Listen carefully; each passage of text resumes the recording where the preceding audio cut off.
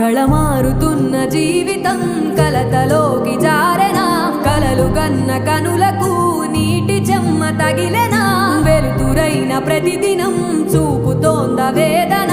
అందమైన బతుకున అలజడి చలరేగెనా ఏమిటి నీ పాపం ఏమిటి నీ నేరం చీకటి ముసిరిందే చిటికల్లోనా తీరదు నీ శోకం మార